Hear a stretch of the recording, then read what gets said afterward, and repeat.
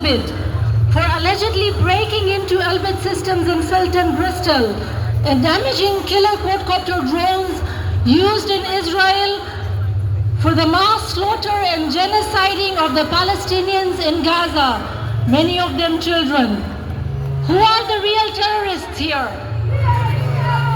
The government! USA! Elbit Systems UK is part of the multinational arms company headquartered in Haifa, occupied Palestine. It is Israel's largest weapons manufacturer, profiting from and enabling the Zionist military regime, occupation, apartheid and genocide of Palestine, supplying the Israeli military with 85% of their drones and land-based equipment and more. Their weaponry is often marketed as battle-tested, demonstrating how they use Palestinians as test subjects.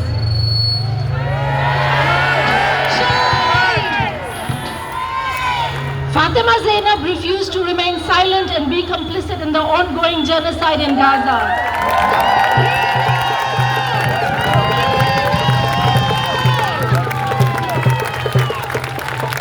In spite of protesting, participating in marches and protests, week after week, along with hundreds and thousands of people, the government continued to arm Israel in the midst of a live-streamed genocide. She realized that protesting alone wasn't enough, and that only direct action could make a difference.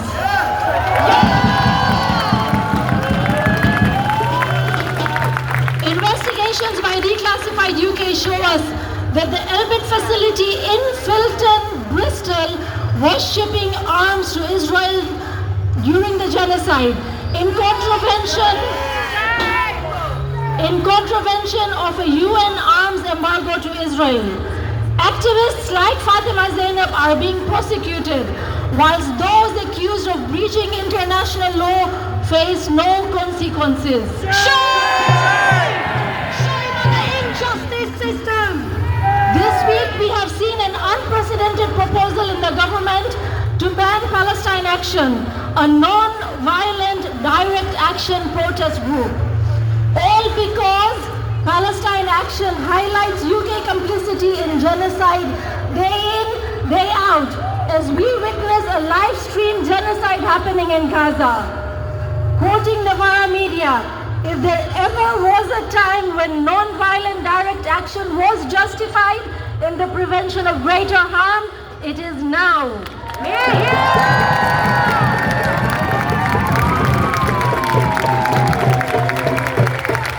Channel 4 recently broadcasted the documentary that BBC cowardly refused to air for fear of upsetting the Israeli lobby. Gaza doctors under attack.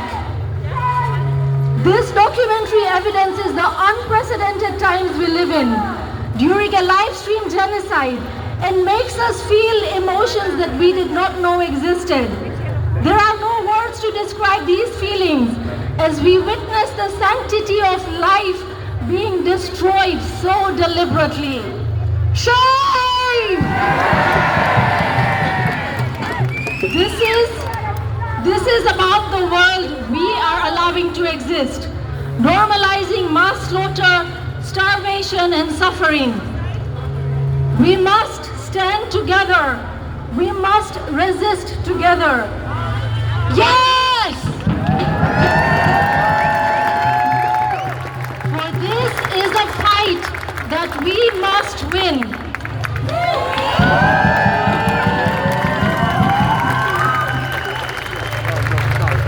As many of you may know, Fatima Zainab loves writing poetry. Her writing has been an attempt in prison to mediate between the world that we are presently existing and the world that we have the capacity of building together. And I'd like to read a few lines of one of her recent poems, "This world I built for myself from inside my prison cell." This existence of ours, which we have refused to condemn, is defined by hope. Hope, which is taught and learned and passed down, which spills out of our lungs and eyes and hardship and in ease, which is built and rebuilt and nourished and gifted and inherited and clothed out with hungry hands. This existence that precedes this world we are building out of unrelenting hope. This world I see of whole selves, not subsumed by this beast we find ourselves in, where our nourishment is not defined by exploitation, where our love is not defined by grief, and our hatred is not defined by fear. This world I see from inside my prison cell that is almost tangible enough to touch, remade out of hope. Free, free Palestine! Free the Filton 18! Free the Filton